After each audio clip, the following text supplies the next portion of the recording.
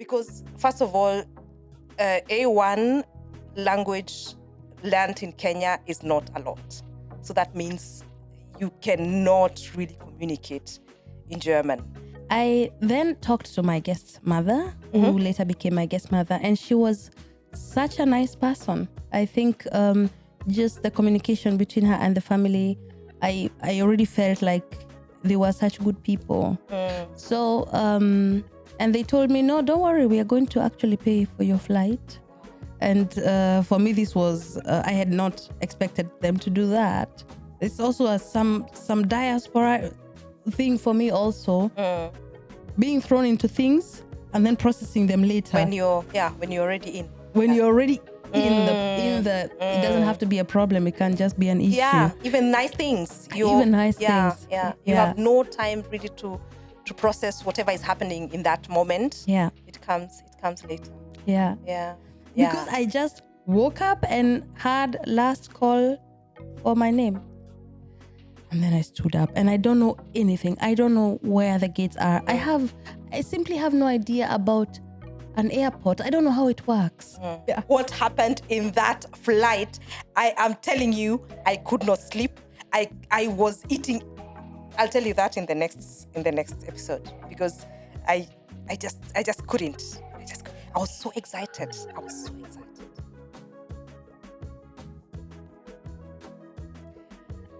Hello, everyone. Welcome to another episode of Far From Home Diaspora Conversations. This is your host, Wamboi and Carol. And we're very glad that you've joined us again and you're listening to this podcast. Yeah. Carol, what was our last podcast about? Last time we talked about how we came to Germany. And thank you so much for your comments, for your likes, for your you're telling us what you want to have from us, and that is really nice of you. If you haven't watched that episode, it was really, really interesting because it connects this episode also. So you go watch that one. Maybe you can post this one. You go watch that one and then come back so that you can understand where we are coming from, because we talked about how we came to Germany.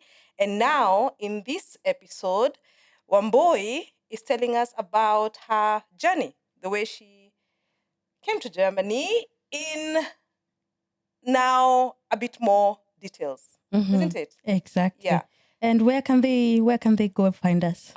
Yes, that's so important. You can go watch us on YouTube, Far From Home Diaspora Conversations podcast. You can also find us on Spotify, where you listen. You find us on Apple Podcast, and you also find us on Amazon. That means if you have Audible, you also find our podcast. Wow, this is so amazing. I'm so glad. I'm so glad that we get to say that. It's really exciting. Yeah. That we are now doing the 3rd episode. Yes. Yeah. Amazing. And you're looking lovely, my dear. Thank you, and you too. Thank you. Really. Thank you. Yeah. So today, Wamboi, we would like, you talked last time about you coming to Germany as an au pair. And that is what we want to have a conversation about today, because there might be somebody somewhere who might maybe want to come as an au pair, wondering what the process is about, what are the challenges, what did you learn out of all of it? And maybe you can just start by telling us how you got the idea and the process that was involved when you were in Kenya. Yeah. Shall I just start? I think so. I think you all know our names by now. Yes, we don't need a lot of introduction anymore, so we just dive into the conversation. Okay, let's dive into the conversation. Almost 13 years ago, I came to Germany. And the first question was, how did I get the idea? I got this idea from my auntie who had come to Germany the year before. Okay. And before that, I had not really thought about it, about me coming here. But as I said last time, I had finished high school. I had not really passed that well, so the government could not take care of my university costs. And so I was just there with no real plans. And then when I found out that she had come here, I thought to myself, okay, let me maybe try and see if it's going to work. Okay. But your aunt was not here as an au pair, or was she? She was. She was. Yes, she was. I heard there's an age limit from There's 2. an age limit. Yeah. Back then, I was 19 when I was applying. Yeah. I think now you can come up to when you're 28 or 30. I'm not sure. It Have they varies. changed? Because when I last checked, it was you should be over 18 and not older than 26. I think it also depends on the families sometimes. Okay. I'm not sure if they have a real age limit where if you've passed this one, you can no longer come. Because sometimes I see people advertising also on Facebook where they say you can be up to 30, you can be up to 34. Oh, really? Yes. So sometimes it varies. Okay. Yeah. So your auntie was here as an au pair and Yeah. she gave you this idea to Yeah. also maybe try. Exactly. So where did you go? So when I found out about that, the first thing I had to do was learn German, the German language. So I went to a school in Nairobi. I applied there. It was not Goethe Institute. Normally you need a certificate from Goethe Institute. Okay. But you can still do your language somewhere else and go to Goethe and do the exam there. Okay. Exactly, because Goethe Institute is very expensive. Yeah. And we couldn't afford that. As I told you last time, I was earning 2,000 Kenyan shillings. So Per there month. was not per month. Yeah, not euros. Kenya shillings. Yes. These are 200. No, Caro. 20 euro. You keep Oh confusing. my It's not God. 20 euros. Oh my It's God. not These are 20 euros. It's not These are 200 20 euros. It is 20 Can you euros. imagine? Can you imagine Yes. that, people? 20 euro a month. Yeah. That is what people are earning here an hour. Many people. This is food I just give out, money I give out like that for dinner. Yeah. This is the money I used to earn per month. Yeah. So you could not afford to pay for Goethe Institute. Exactly. And so I went there, I did my course. It took me around 6 months. And then I went to the Goethe Institute, and now there I had to pay another sum. I think it was around 200 euros, actually, like That's 20,000 Kenyan shillings yeah. to actually do this exam. Only for the exam. Only for the exam. The numbers might change because, as I said, I came here 13 years ago. So, but I think it's when anything has changed, it should be more expensive than. It's probably going to be more expensive. It's cheaper. If anybody has that information, can you please write in the comment? Tell us how much it is nowadays to pay for German courses in Kenya, Goethe Institute. Goethe Institute. Yeah. It is around that sum. It's probably more expensive by now. Okay. And so I did the exam, and during that time, I only had to do A1. This is the level which is A1. Right now, unfortunately, you have to do B1. Okay. You can no longer come to Germany just with A1. You have to go to the next level. And back then, I had to pass with a minimum of 60%. Okay. Exactly. And I actually passed with 60%. The minimum. The minimum. Yes, the minimum. Good enough. It was good enough. It was good enough. And today spreche ich sehr gut Deutsch, so it doesn't matter. Don't worry. You will learn. You'll learn the German. If you're in this country, you'll learn. If you want to. If you want to. If you want to, yes. Yeah. If you want to. That was a requirement for you to learn the language. Yes. And then the thing I've not gotten until this point is, did you go to an agent that told you this is what you need? Did you pay money there for them to look for a family for you, or what happened? Yes. So I got in touch with an agent. An agent in Kenya. An agent in Kenya. Okay. He still operates today, actually. Okay. And there I had to pay 300 Kenyan shillings, 300,000 Kenyan. 300,000 Kenya shillings or 30,000. I think it's a problem for us nowadays. We get confused with the numbers. With the euros and the Kenya shillings. Say that in euros, then 300 euros. 300 euros. That's 30,000. That's 30,000 Kenya shillings. That is 30,000 Kenyan shillings. Yeah. Exactly. Yeah. And with these 30,000 Kenyan shillings, my agent connected me to several families. So he just sent my profile to the families. To the families. Okay. And then the families would look at the profiles. Because it always depends. Families want different things. There are families who want someone who has a license. There are families who want someone who can swim. There are families who want to teach the children to how teach to the swim. children, Yeah. or to just go with them to swim. So it always depends. So the family will go and look at the profile. It's just like a dating app. Okay. Where you go and fill in what you're good at, and then the other partner will look and say, okay, this is a match. So okay. it's almost like that. People go and look, and if they like your profile, then they contact you. Okay. Exactly. Yeah. And this was a time where I didn't have Facebook, I didn't have an email address, I didn't have any of these things. I had never touched a computer in my life. So it was a very interesting process for me. And I got connected to two families. One of them was in Munich, and the family, the mother was a stewardess. I think you no longer say stewardess today. I think you say flight attendant. Flight attendant, yeah. The mother was a flight attendant. And then there was this other family, and they had a daughter with Down syndrome. And I talked to my mom about both families, and my mom told me, you go to the family with the child with Down syndrome. I think you can learn a lot there. Wow. Yeah. Wow. Yeah. Were you not afraid of the challenge that might... Because first of all, A1 language learned in Kenya is not a lot. So that means you cannot really communicate in German. And to the adults, I can imagine you could speak English. Yes. But to the children or the child, you have to speak German. Yeah. How was that for you? I had not considered it. I think this is another diaspora thing. When we are here, we think about all these problems.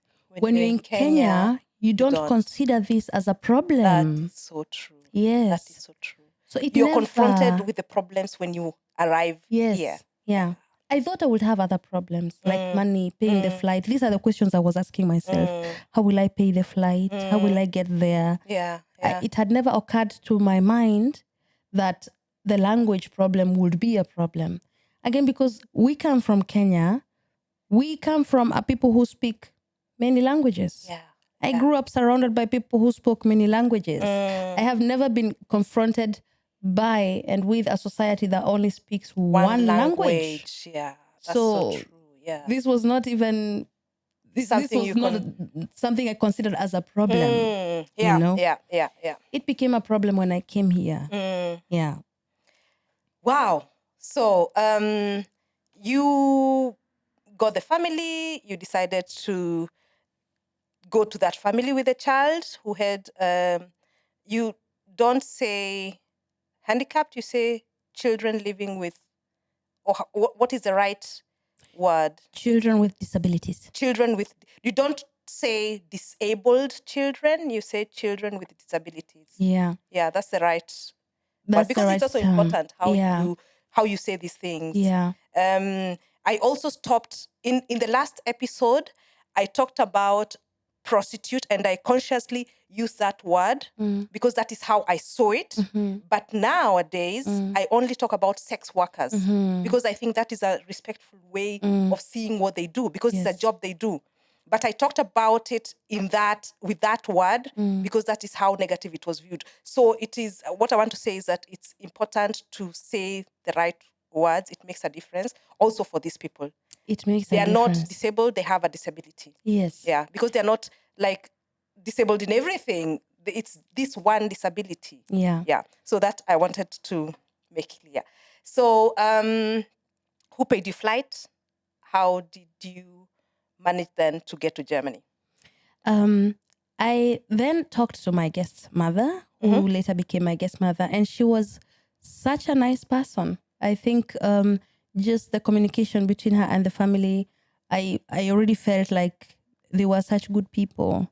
So, and they told me, no, don't worry, we are going to actually pay for your flight. Wow. And for me, this was, I had not expected them to do that. But that is not normally what happens. They are not required to pay your flight, or is it a requirement? Again, these things vary. There are families who will pay your flight. There are families who will pay your language course. Like my family Even did in not Kenya? pay. No. When you come When here. you come here, yeah. My guest family did not pay my language course, but they paid Is my that flight. not a requirement?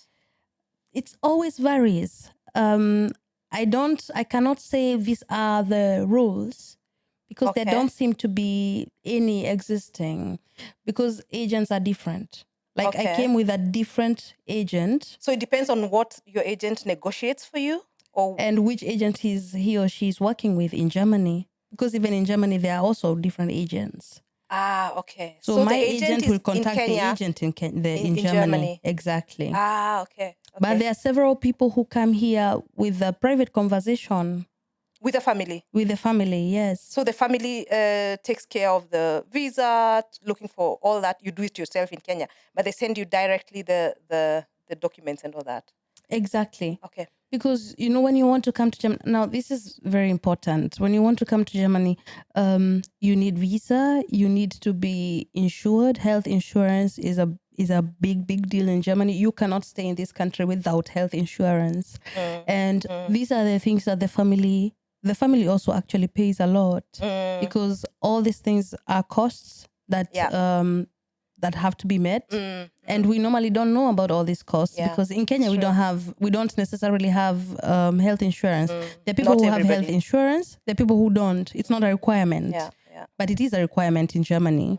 So those are the things that they had to pay for. And I, on the other hand, had to pay for my language course in Kenya. I had to pay my agent in Kenya. Exactly. So these are the things that had to be cleared up. And also for the visa. Yeah. Tell me about because I know about myself and I'll talk about that maybe in the next episode. How was it for you to be in an aeroplane for the first time? I am assuming that was your first time. It was my first time. Yes. It was and this is relevant. I grew up in the ghetto. Yes. Never in my life had I imagined that one day I would get the privilege to be in an airplane. Yeah. It had never crossed my mind. And I know this is probably normal for some people, but for me, this was so surreal. Yeah. I know that. Even just imagine that I'm going. I didn't even know anyone who had been in an airplane. And I had not even dreamed about it. Sometimes you have dreams as a child. One day I want to do this and this. It was not even a dream. A dream of yours. So on this day when I was finally coming to Germany, we came out of the house very early because the mere idea I might miss the flight after it has been paid, all this cost. Do you know even our church also collected money for me. So there was so much money that was required for me to come here. So we were all very scared. We did not want to miss the flight. And then, of course, church people came. Wow. The journey to the church, to the airport, Flughafen, airport, to the airport. For me, it was very sad because there were many people in the car that I didn't know, and I would have liked to spend that with my family. Okay. And I remember my small sister; she was 5, and she cried and cried, and just talking about it right now makes me sad because I remember she could not stop crying, and it was her crying that made me see, oh my God, I'm going away to a country I don't know. Yeah. I mean, I was coming to a place where I have no idea how it is. I did not know these people. I did not know the language. The people did not look like me. I was going away. And not to a place where you can come on weekends. No. It's not Mombasa where you can say, okay, on Friday, I'll get into a bus and come and visit you guys. Yeah, you can't. Yeah. So it was serious going away. And that's when it really hit me when we were there, when we were on our way to the airport. But because there were so many people and so many people were so excited, I didn't really get time to ponder on this, to process this.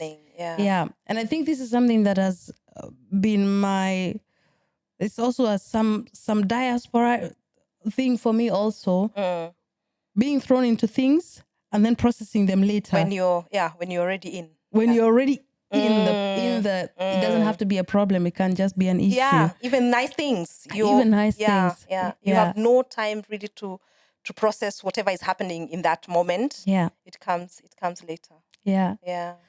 And also going to this airport itself, me and my family, we didn't know that you can just go check in, give out your bags and come out again. We thought once you go through those doors, you're gone. You're gone. And as I had said, we were very early. I was 4 hours earlier. Wow. So we came in and everybody was rushing me, go through. So I went through, and then the doors were closed and my family was gone. And then I spent 4 hours alone at the airport. Was it excitement for you at that time, or were you scared, or is it both? I don't or did know you if I even felt think about anything. it? I slept. Okay. I fell asleep.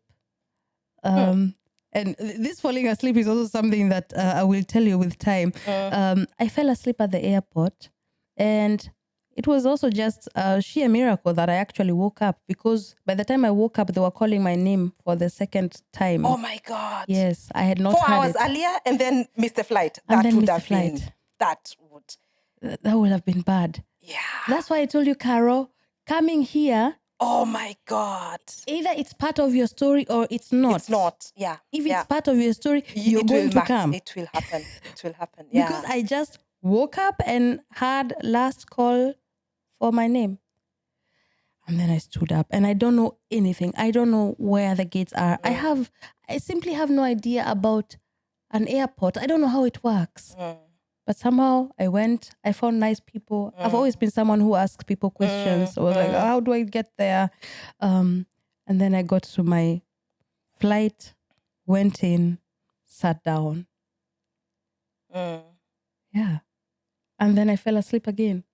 The whole journey coming to Germany, I fell asleep. Slept the whole time. Yeah. Really? I could not stay awake. Let me put it that way. I could not keep myself awake.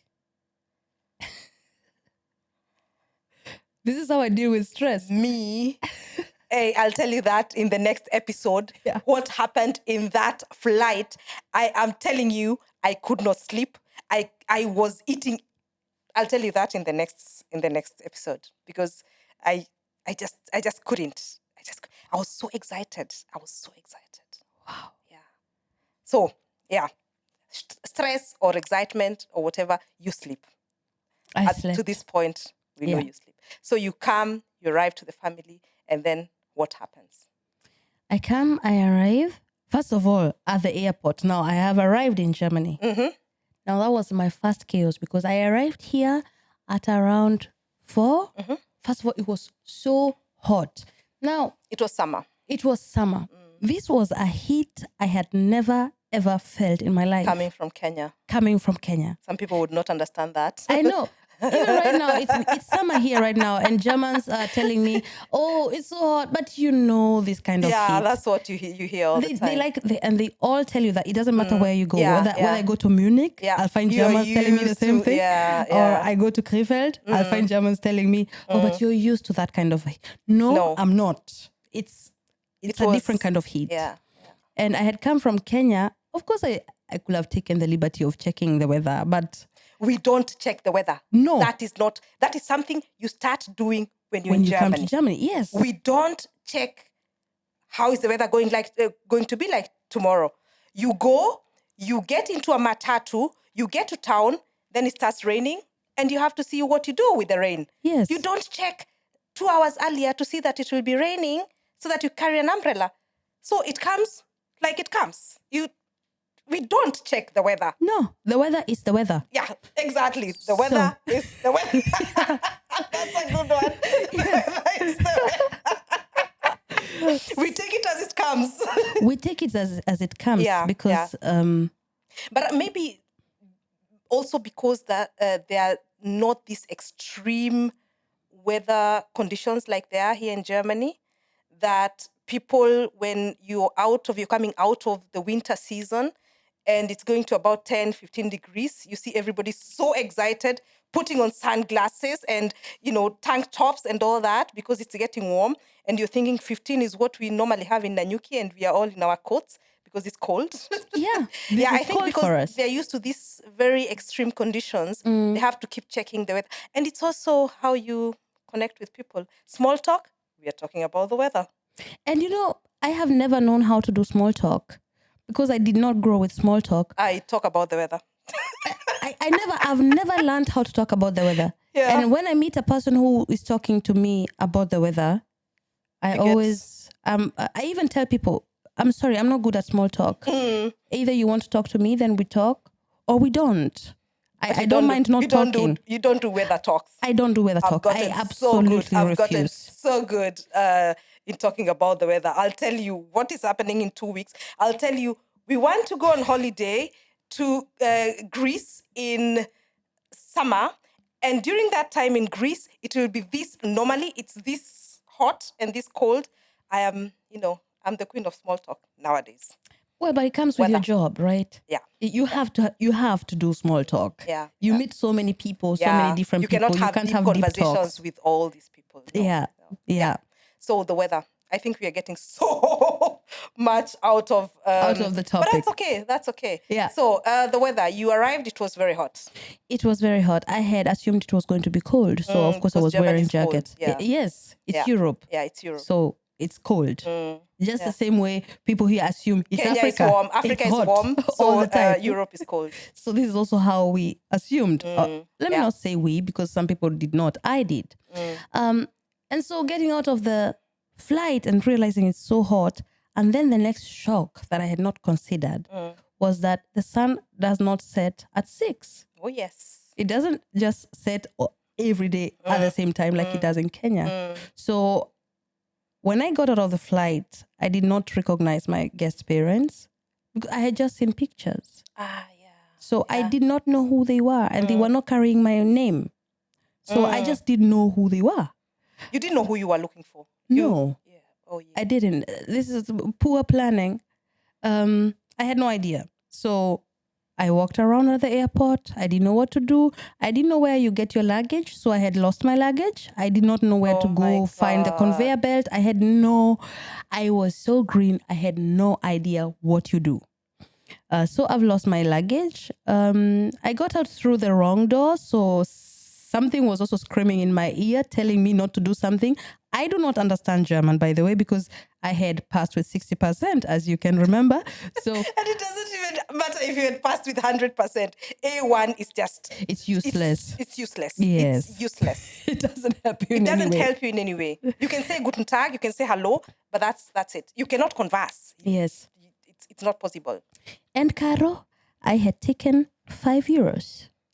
Now, this is 500 Kenyan shillings. This was a lot of money for me. Yeah. I had taken €5. This is all the money I had. With €5 in Germany, you cannot even take a taxi. You cannot do any... You can buy a cup of coffee. You can buy coffee. Yes. But we were not drinking coffee. I wasn't drinking coffee then. So this was also irrelevant for me. Yeah. And so just to wrap this up, after walking around for, it was several hours, me panicking it's going to get dark, but then it didn't get dark. Several hours. Yes, You're now in the airport. Yes. You're walking for several hours. Yes. So what we are saying here is, people, if you're coming to Germany, take a photo of whoever is coming to pick you up so that you can look for them with a photo. Or have them write your name, because they would have done that maybe too. Have them write your name. Yeah, have them write your name. You know what they told me? They thought they would recognize me. But the photo I had sent them, again, this is a diaspora thing. I had my short afro. And then you come with a different hair. And when I came, I had braids. So they saw me. This is not the woman we are looking for. Yes. The lady. That's so, yeah, and I know this that. Might be funny, and it's so obvious for us. Yeah, but because we are used to changing our hair. Them. No. Yeah. So my guest father was telling me, no, I assumed there's no way your hair could have grown so long within 2 weeks. It couldn't have been you. And so they went and had dinner. Still waiting. They're also confused. They're also worried. They don't know where is this guy. They cannot call you because you don't have I didn't have a phone. So, and this was by sheer miracle. Again, it's them I went to ask, where I can change money, because now I wanted to call them. So it's them. I saw You people went to standing. them? I went to them to ask them, where Oh can my I God. change money, because I want to call my family. Someone was supposed to pick me up, but I don't see them. And then they asked me, could you be Rose? Oh I my said, God. yes. And that was it. And then I told them, oh, thank God you're here. And I lost my luggage. So this is how I came to Germany. And then I called my Wow. mom. She was worried because, again, she expected me to have arrived 4 hours ago. And we had not called to tell her I had arrived. And again, the panic for my mom. She's let me go. And I'm not calling to say I have arrived. She doesn't know where you are. She doesn't know where I am. Years later, she told me, I thought you had gotten lost in Egypt because I had to connect in Egypt. Oh my God. It's so scary. It was scary. Yeah. Yeah. Wow. So, the first shocks that we get when we get into this country. Yeah. This is just so amazing. And the thing is, it's different for almost everybody. It's different. You have to tell me yours. Yeah, that one is coming. The next episode, maybe. Yeah, Okay. we'll see. So, now you arrive and you're in the family. And what are your responsibilities in the family? My responsibilities, I had expected to have to do a lot because I was used to at home how you are as a house girl. But my family told me, no, you just have to take the child to school. That was the most important responsibility. Take care of the children. And How many children did they have? 2. 2. Okay. And it was only one child with a disability. Exactly. Yeah. Okay. So there was one girl with Down syndrome. I had to take her to the kindergarten in the morning, and in the evening, play with them. When they come back to school, be with them. Pick them up from school is also something I had to do, and generally be part of the family. Okay. Once in a while, I helped clean up. I helped take care of the house. I helped cook. But that was not your responsibility. You did not have to do that. No, this was not part of your- the things, of you the were supposed duties to that I was supposed to do. But again, I think that's different for It's different for every for family. every family. Yeah. Yeah. Okay. In my family, there was a woman, there was a lady who used to come to clean. Yeah. So Do you think they did that because you had more responsibility with the child with Down syndrome? I think it's something in Germany. Either you come to clean or you come to take care of the children. It's not always the same thing. It's not like in Kenya where you're a house manager, where you do Okay, for everything. everything. Yeah. Yeah. But is it not so that you only come as an au pair to families with children? Yes, Oh, okay. Yeah. exactly. It's So there's always children involved. yes. Okay. Yeah. Yeah. And how did you converse with the children? Was it challenging? It was very challenging because we started speaking English. The family, they could speak good English. But the kids now started getting confused, especially the child with Down syndrome. She now started mixing up the language. Ah, okay. And so the mother told me, you know what? We can no longer continue speaking English. You have to speak German. And I tell you, Carol, when she said we are no longer going to speak English, I thought, what a horrible, horrible woman. How can she tell me I'm no longer supposed to speak English? Because how am I supposed to speak German? But Carol, this is the greatest gift she ever gave me. Yeah. Because It's you the had to. best thing because I had to. I had to learn German. And within a year, I could speak German. And I remember the first day when I was confronted with, you have to speak German, I had to go to the toilet. And we had been walking around in the city. We had eaten ice cream with the family. This is something they used to do as a family. Yeah. I did not know that before. Going for walks with the family, going to eat things with the family. So That's not things this is we not are used something to we doing. used to do. No. At least not in my family. Not in my family too. That's Exactly. Not, yeah. So on this day, we've been walking around in the city, and then I need to go to the toilet. So I tell her, I need to go to the toilet. And she tells me, okay, you can go there in that restaurant and ask. And I said, how am I? Can you come and ask for me? And she said, no, you go ask. And I said, no, I can't ask. I can't speak German. You have to help me. You have to help me ask. And she said, no, just try. You can just try. My guest mother is a teacher. And She was she teaching used you to to be throw me. independent. She was She teaching me was to be teaching you to independent. be independent. Yes. And that is so important. Yeah. That is so important. Yeah. And I think for so many people who come to the diaspora or to Germany especially, because if you go to England, they speak English. But I think language is one of the most important things when you're in a country that doesn't speak the language you can normally speak. It's the most It's the empowering most- thing you can do for yourself. Yeah. Really. So empowering. Yeah. That's the right word. Yeah. Empowering. Yeah. Yeah. There's no need not to speak the language. I have met people who tell me I don't speak it out of principle. But I always think it's such a weak principle. Yeah. I wanted to ask what principle? Yeah. There are many explanations to that because it's colonizer language and all but that. you're living in this country. And I think for you to... Okay, you can do jobs that don't require you to necessarily speak to people, but I like conversing. I like understanding the other person. How can you even understand the other person if you cannot speak their language? How will you go to a doctor and explain what you're suffering from if you can't speak the language? Yeah. It's just, I cannot imagine living in a country where I am not able to say what I want, because that is so important for me. Yes. Speaking for myself. Speaking for yourself. And not getting somebody to translate what I'm saying. Yes. I have to speak for myself. This is why I call it empowering. Yeah. Because you always stay in a disempowered space if someone always has to speak for you.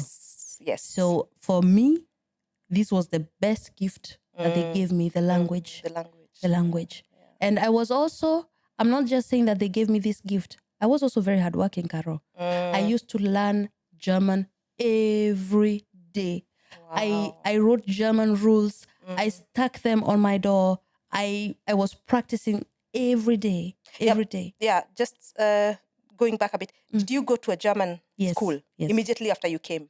After 2 weeks. Yeah. So you were learning these rules, the dative and accusative and all that. Yeah. German is it's a really complicated language. Yeah. German is not easy. Yeah. So we used even to have songs. For dative it was mit nach aus zu von bei. And for accusative it was durch für gegen ohne So even today when I see durch, I know this is accusative. I will never forget it. Oh, that's so interesting. And today as a teacher, I tell my students, because they also, even the German students, they get have confused a problem with the language. Yes, they also hate the grammar. And then I tell them, no, this is mit nach aus zu von bei dative. Okay. Durch für gegen ohne accusative. Are you new in Germany? Okay. Are you new in Germany? We have a German teacher here who will be teaching you German with songs. With songs. But of course you have to pay for it. Yeah. Okay. Yes.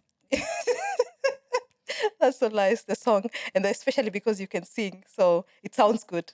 Yeah, I can sing. I learn with songs. It helps. Yeah.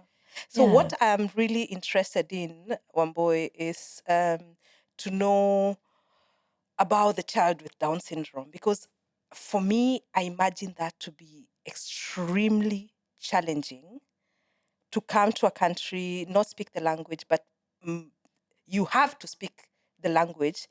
What challenges or how do children with Down syndrome behave that is different from the children we normally know or have lived with? Mm-hmm. Yeah.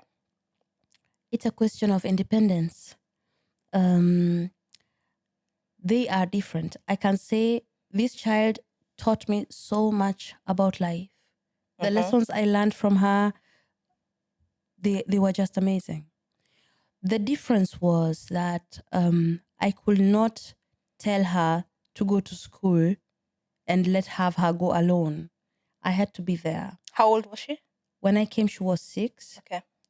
So this might have changed also. By now, she's become more independent. But and Down syndrome also, or any different abilities, they are always different. So there might be someone listening to us with a child with Down syndrome and they think, hey, but my child doesn't do that. These things always vary. The child I used to know was like that. I couldn't expect the child to tell me what happened to her at school. So if the child was hurting, I had to somehow find out what happened, because she could not really tell me exactly what it was. She could speak, but she could not tell me this is what happened first, and then this happened next, and then this happened next. So there's a lot of responsibility of really knowing what's going on with the child. What are they going through? So this was something that was very important. And also taking her to bed, getting her to wake up, preparing her. It was all these independent issues. Yeah. But you And know, that you spoke about right now, just now, about the issue of expressing themselves. Because I know as a human being, we, even when we can't use words, we express ourselves somehow. We express ourselves with anger. You start sweating. How did you know that something was happening, that they were going through something, or she was going through something? Was she angry? Was she aggressive? Yes, I can tell you a story. One day, I had picked her up from school, and then so we used to take the bus, and we get out of the bus, and all of a sudden she sits in the middle of the street. Now you can imagine cars are moving, and this is me, a black girl, with a child with Down syndrome sitting in the middle of the street, screaming. I don't know what had happened to her. I had no idea what had happened to her, but I knew something had happened. And with her, you couldn't just pick her up and tell her, come now, let's go. It wouldn't work. You had to work according to her pace.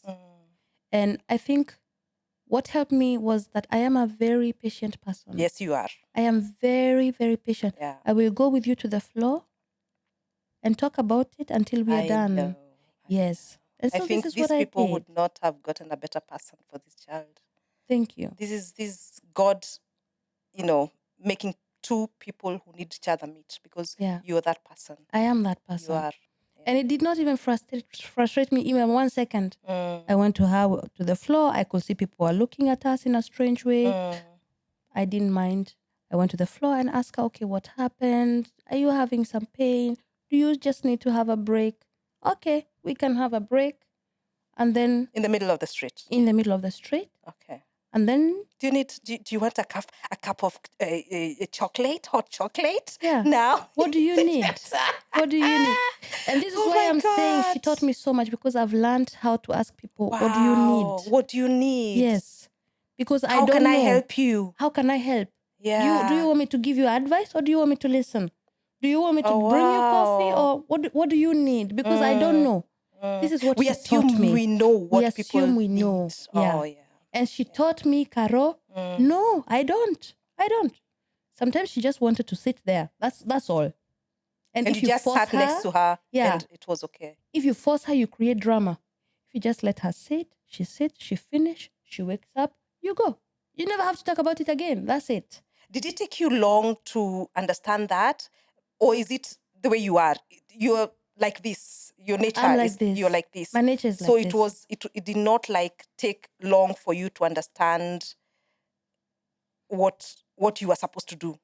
You know, Caro, you just felt what she needed. I felt, and my guest mother once told me, when you came, I was very surprised. You never treated her any different. You treated her as if she was just a normal child. Wow. And I told her, but this is what she was to me.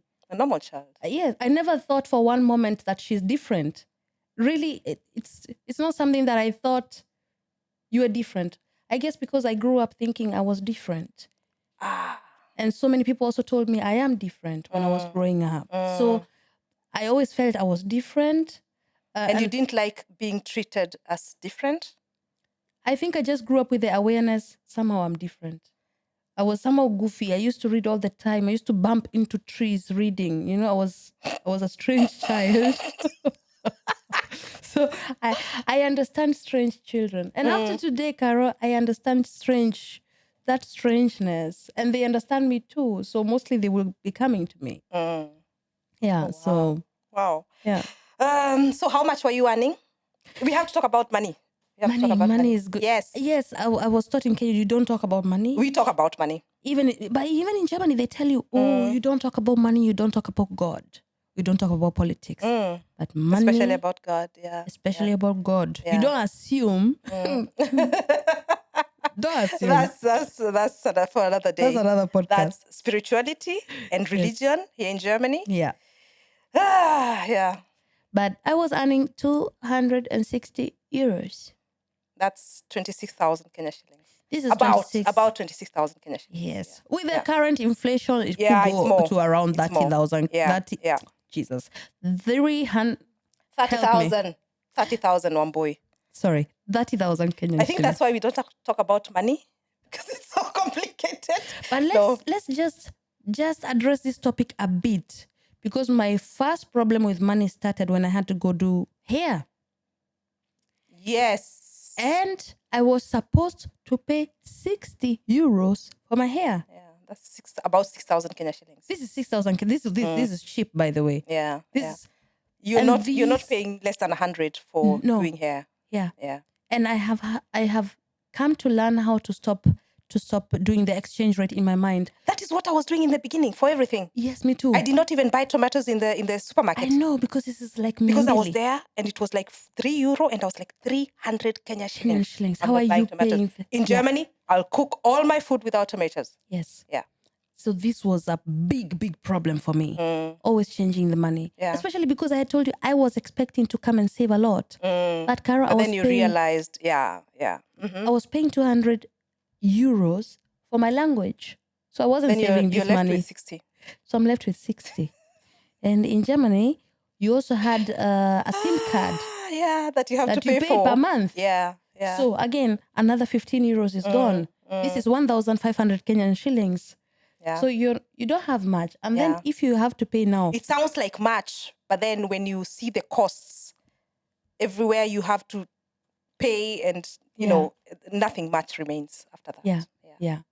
Yeah. So money is an important issue, and we will have a podcast just known as money. Yes. Very important. Yeah. Very important. So I hear or I've read that as an au pair, you just stay for 1 year.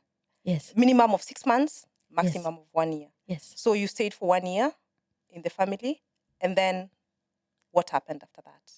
I stayed in the family actually for 4 years. Yeah, but not as the an au law pair. says 1 year as an au pair. Yes. I could no longer stay in the family as an au pair. But by the time I was done with the year, we used to understand each other very well. And the family was so supportive. Really, I will be forever grateful to this family because they made me see what is possible. Like when I told them I wanted to study, they said, why not? Give it a try. I know they are friends of mine, even Kenyans I told I want to study, and they told me, why would you think you can manage to do that? So I'm really appreciative of this family because they were like, you go ahead, you give it a try. So when I finished au pair, which was 1 year, I did something called FSJ, which is Freiwilliges Soziales Jahr. This helped me get a visa because my idea of coming here for 1 year, then going back home was I come here, earn enough money, go back to Kenya and study. So Freiwilliges Soziales Jahr is German. Can you please tell us what that means in English? Sorry. These days I think in both languages, sometimes I don't even notice which language that was. I know. So this is social year. Yeah. This is social year. And you can do this anywhere. You can do this in a hospital. You can do this in a garden center even. You can... You're not paid for it. You are paid for it. Are you? Because, okay, freiwillig, I thought it's you decide to do it, but you're not getting money for it. Who pays you? The government? It depends on where you're doing it. Let me just tell you what I did. Okay. I did my Freiwilliges Soziales Jahr, which is social year, in a workshop for people with disabilities. Okay. This is a place where once they've gone to school and they're done with school, they come and work there and are able to get a salary. Okay. So this is empowering for them. They don't always have to. The government also gives them money, but this gives them a chance to actually earn their own money, which is really a beautiful thing. And because I had already had this experience with this girl who had Down syndrome, I really did want to go into that area. Okay. So this is why I chose that area of people with disabilities. Yeah. And now this workshop, Werkstätte, it's called Werkstätte Yeah. in German. The word workshop can be confusing. Yeah. I don't know how to translate this, but it's like a big hall where people come and work there and go. It's like a carpentry or something. Yes. Yeah. Doing different things. Doing different things. Because the one I know, they do work with wood and build things and Yeah. So we also used to do things with wood, and there was a group that was responsible for the cooking, and this food is the one that will be served to everybody who works there, and some people will even come from outside and eat there. Okay. We used to do laundry, so a big farmer could come and bring, maybe even hospitals, they could bring their things there, and we wash them, iron them, and then send them back. So there were different kinds of things that the people were doing. A nice way also of bringing these people together Yes. who are alike Yes. with these disabilities, because I think it's difficult to be in a place where everybody else is different. Yeah. In that case, everybody else is different than you. Yeah. And you're treated different. Yeah. And in this environment, it's all of you. Yeah. And I think there you feel normal. Yes. Yeah. Yeah. Yes, because you are amongst people who are like you. Yeah. Yeah. And they were paying you. They were paying me. Now here they were paying me 380 euros. Ooh, yes. Boy, luxus. This was more luxury. Money. Yes. This was more money. I even opened something called Sparbuch. I started saving my money in the bank. Yeah. Savings account. Savings account. Yeah. Exactly. Were you still going to language school, or had you finished? I could no longer afford it at some time, the language school. Yeah. So I did up to B1. Yeah. And which is good enough. Which is good enough. Yeah. Especially here in Germany, doing it in Germany. Yeah. Speaking German the whole time. Yeah. It's really good. Yeah. But what I did is I really worked hard on the language such that even when I finished, I didn't stop. I continued teaching learning myself on your own. Yeah. So that in 1 year I could go and do C1 and I did the exam and passed. Okay. So this is something that I had to keep on doing. But my language was enough to live and to work. Yeah. Did you miss home? Were you missing home? Yes. Terribly. Sometimes it was such a pain to just think of home and to think of my family. And when they call it homesick, it's really, sometimes it's like a disease. It's like a disease. Yeah. It's a feeling I had never known before. It was a feeling of such loneliness. Especially whenever I felt so different, whenever I felt like I don't understand, whenever it got so cold, then I would get this, and sometimes it would go on for days, where it was like a deep sadness of missing home, of missing my mom, of just hearing my mom speaking, that I had got, you get used to people so much, such that is when they're not there that you notice. My mom at 7 a.m., she would wake up. When my mom is doing breakfast, she's always singing. So she goes to the house and she's singing, she's cooking something. So the first time when you wake up, normally you will hear my mom singing. Yeah. You don't even think it's a special thing because you always wake up to her singing. Yeah. But then when you're away, and last time when I was home, I woke up and my mom was making pancakes and she was singing. A feeling of home. That is home. That feeling, it brings tears to my eyes because it was such a beautiful moment where I realized, oh my God, this is my mom singing and making pancakes for us. And you miss that. And I miss that. Someone who takes care of you in a way that you know. My guest parents were good people. They were taking care of me in a different way. Yeah. And I think also the issue of language. Yes. When you hear somebody speak your language. Yeah. Language is so important. Yeah. And also just on the street. Do you know in Kenya, I have never had anyone in Germany drunk and singing. I have never.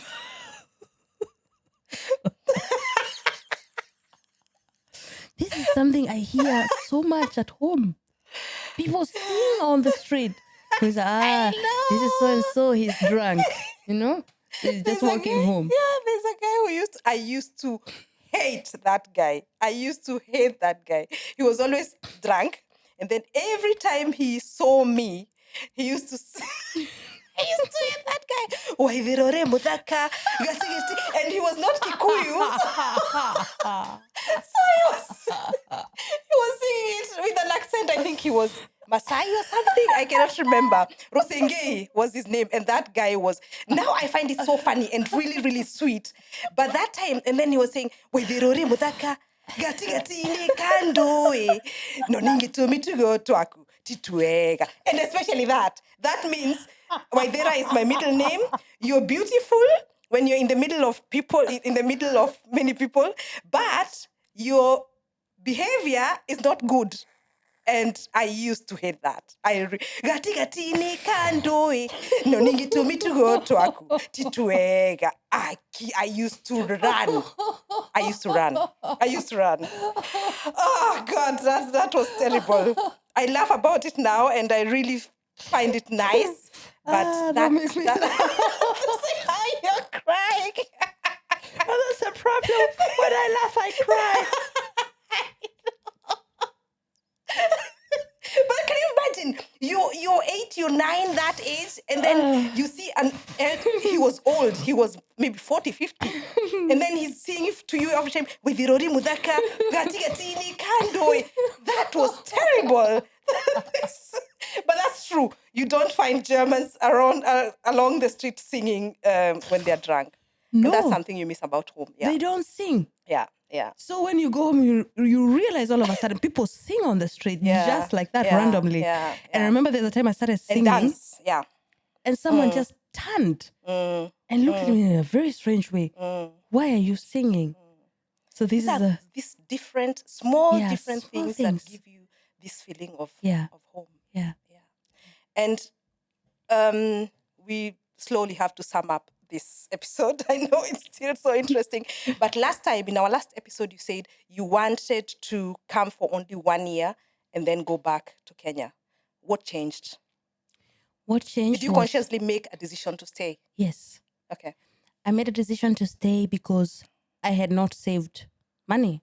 Like I told you, since I started thinking I wanted to study.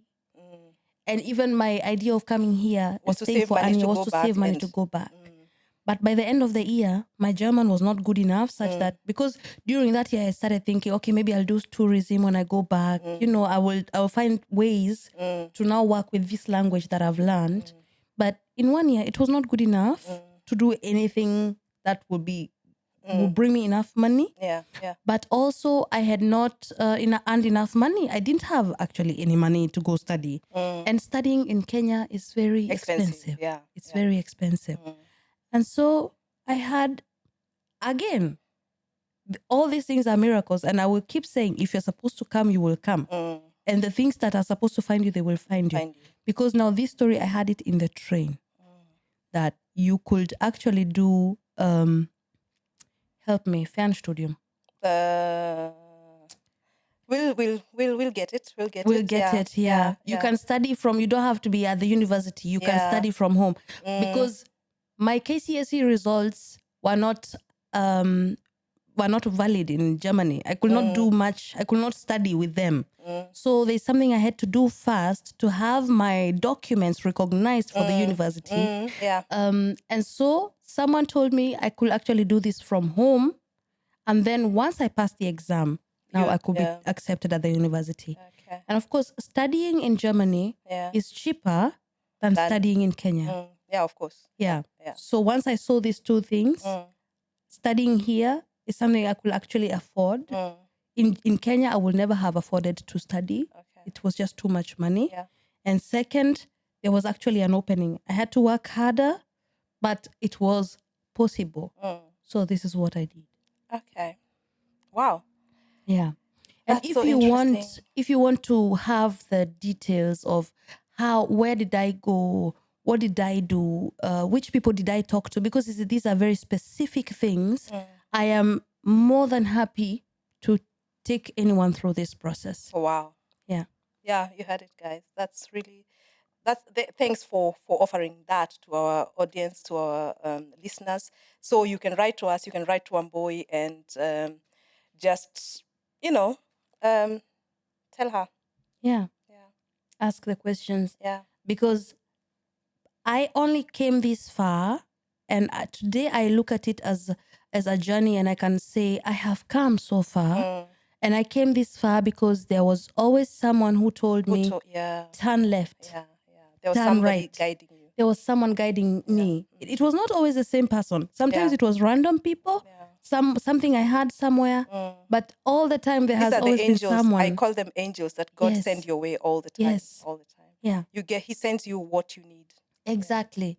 And this is why even today, and people even know, because some people write me also online on Instagram. I get people asking me things, and anyone who asks me, I always tell them, go here, go here, go here. If you still have a question, ask me. Ask. I'm ready.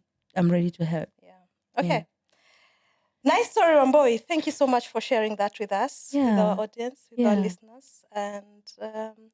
And I feel like I know a bit more about you. And we'll do my story in the next episode. Yeah, and thank you also for bringing it up. It just shows me how grateful I am. You know, just looking back and seeing all these steps that I've taken, leading me to sitting here and talking about it. Yeah. It fills me with so much gratitude, really. Yeah. So thank you. Thank you too. And thank you so much for watching. Thank you so much for listening.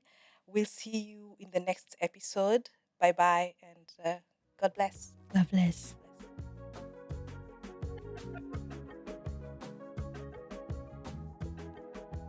So, boy, we come to the part that you really love. Yes, I love it food. is tradition in this podcast. Wamboi gets a surprise dish every time we do the podcast. And any other guest who comes to the podcast gets a dish. And today, for the people who are seeing, maybe we'll see that. But for the people who are listening, I have made a really beautiful, delicious dish. It's chicken with okra, which are also called ladyfingers, and green bananas. Green bananas. This is a delicious dish. Wamboi. I'm gonna love it. Yeah. Wow. Yeah. Just. I want to hear what you say about. Oh, it smells so delicious, and there is waru in it. Yes. Thank you for waru. You are a Kikuyu. Yes. Any dish. So. Thank you so much. Yeah. God bless this food. Amen. Amen. God has already blessed this food. Yes. Do you like it?